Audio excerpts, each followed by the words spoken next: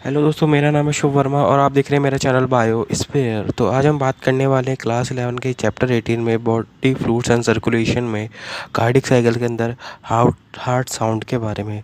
तो चलिए स्टार्ट करते हैं हार्ट साउंड। देखिए, हार्ट में हमारे दो टाइप के साउंड होते हैं, लब एंड डब। जो लब साउंड होता है ये फर्स्ट हार्ट साउंड होता है और डब होता है हमारा सेकेंड हार्ट साउंड। अभी जो लब साउंड क्रिएट होता है, ये क्रिएट कैसे होता है, जब हमारा जब हमारे tricuspid wall and bicuspid valve जब क्लोज होते हैं तो उससे जो हमारा पहली हार्ट साउंड क्रिएट होती है जिसे हम कहते हैं लव। ठीक है, सेकंड हार्ट साउंड हमारी कब क्रिएट होती है, जब हमारा सेमिनल वॉल क्लोज होता है तो हमारी सेकंड हार्ट साउंड क्रिएट होती है जिसे हम कहते हैं डब। अब इन हार्ट साउंड का यूज़ क्या होता है, हमारे क्लिनिकल डायग्नोस्टिक में इनका हम यूज़ करते हैं बीमारी का पता लगाने के लिए।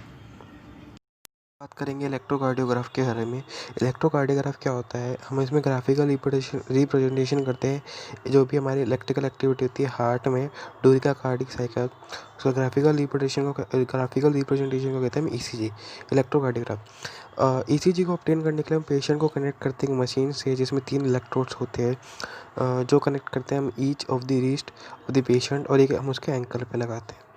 ठीक है, हार्ट में मायोकार्डियल फाइबर्स होते हैं जिनमें इलेक्ट्रिकल इम्पल्सेस जनरेट होते हैं। ईच पीक इन ईसीजी में क्या होता है, इसे हम आइडेंटिफाई करते हैं लेटर से।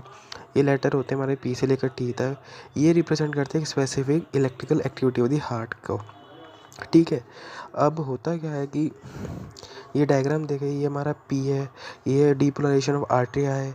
ठीक है, ये पी वेव है, ये क्यू आर एस कॉम्प्लेक्स है, इसको हम कहते हैं डीपोलराइजेशन ऑफ वेंट्रिकल्स। ये टी कॉम्प्लेक्स है जिसे हम कहते हैं represent the return of ventricles. अब हम आते हैं पी के बारे में। इसे हम कहते हैं डीपोलराइजेशन ऑफ आर्टेरिया। इसमें क्या होता है, हमारा कॉन्ट्रैक्शन होता है हमारे आर्टेरियल मस्कुलरेचर का, जिससे हमारा प्रेशर बढ़ता है वेंट्रिकल्स में, जिससे हमारा मोर ब्लड फ्लो होता है अक्रॉस द एवी वॉल।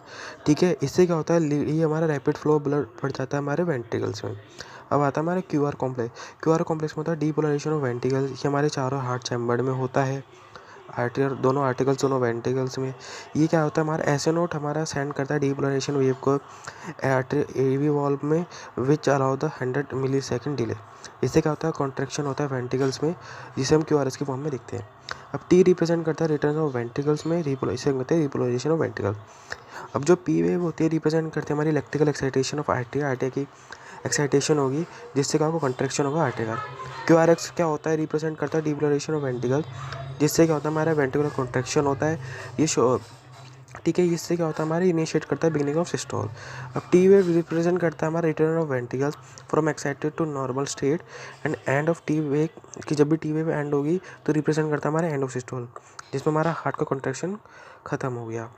अब डीपोलराइजेशन क्या होता है, पोलराइजेशन में क्या होता है, चेंजेस होते हैं विद इन द सेल। इसमें क्या होता है, नेगेटिव चार्ज हमारी बॉडी के अंदर रहता है और पॉजिटिव चार्ज बाहर चला जाता है। रिपोलराइजेशन